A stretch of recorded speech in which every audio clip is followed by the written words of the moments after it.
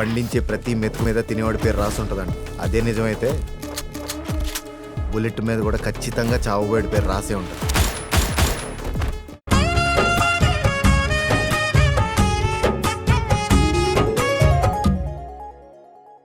తాళి కట్టినందుకు చేతులు విరక్కొట్టాల్సింది పోయి వాడికే ఇచ్చి పెళ్లి చేస్తా అంటున్నారు.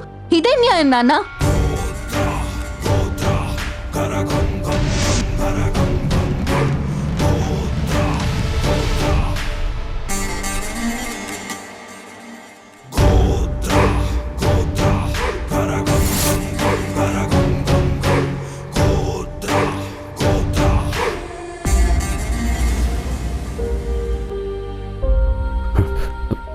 నిజమేనండి, అది న్యాయం కాదు, అన్యాయం, చాలా పెద్ద అన్యాయం.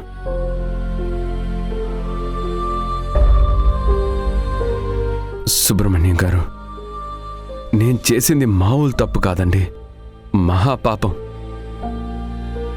దానికి మీ చేతులతో ఏ శిక్ష వేస్తారో వెయ్యండి. కొట్టండి సుబ్రహ్మణ్యం గారు, మీ కసి తీరా కొట్టండి, నన్ను చంపేయండి. బాబు, ఏంటిది? మాకు నిర్ణయాలు తీసుకునే శక్తి లేనప్పుడు ఇక నిన్ను శిక్షించే శక్తి మాకెక్కడుంది బాబు? లేదమ్మా, ఇప్పటికైనా మించిపోయింది లేదు. నిర్ణయం మీ చేతుల్లోనే ఉంది. మీ కూతురు మెడలో తాళి కట్టి తప్పు చేశాను. నన్ను మీ ఇష్టం వచ్చినట్టు శిక్షించండి.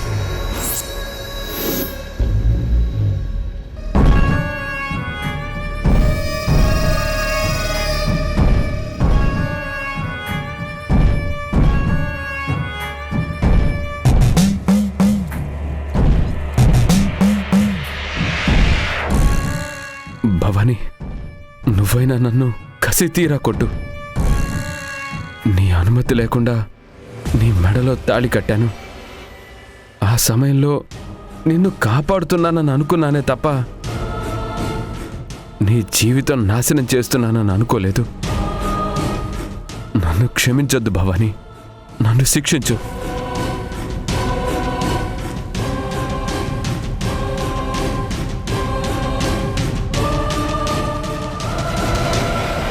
చెయ్యాల్సిందంతా చేసి ఈ ఓవర్ యాక్టింగ్ ఏంటి?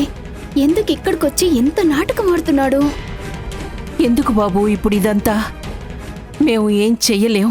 ఊరి పంచాయతీ తీర్పు చెప్పింది కదా. ఊరి పెద్దల నిర్ణయాన్ని ఎదిరించే శక్తి లేని వాళ్ళం. కష్టాన్ని కర్మ అని సరిపెట్టుకునేవాళ్ళం. మేము నిన్ను ఎలా శిక్షించగలం బాబు?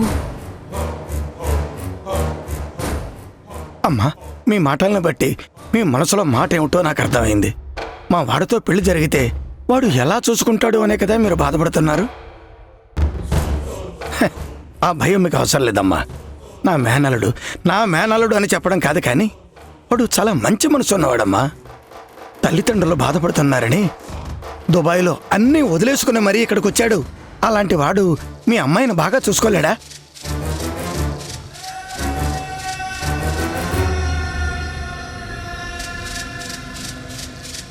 రే, అలా చూస్తావేంట్రా? చెప్పు. ఏమండి, మీకు ఆ భయం లేదండి. భవానీని పువ్వుల్లో పెట్టి చూసుకుంటాను. తనకి ఏ కష్టం రానివ్వను. నా వల్ల ఏ చిన్న పొరపాటు జరిగినా నన్ను నిలువున కాల్చేయండి.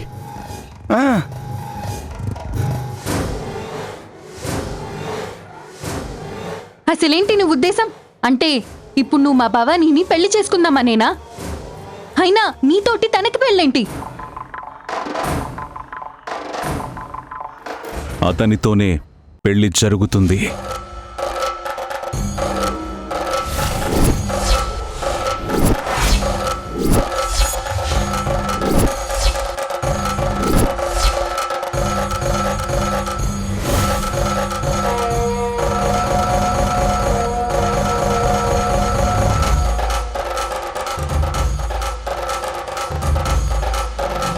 నాన్నా, ఊరందరికీ అతనే తాళి కట్టాడని తెలుసు. ఊరి పంచాయతీ తీర్పు చెప్పింది. ఎట్టి పరిస్థితుల్లోనూ ఈ పెళ్లి ఆగదు, జరగాల్సిందే.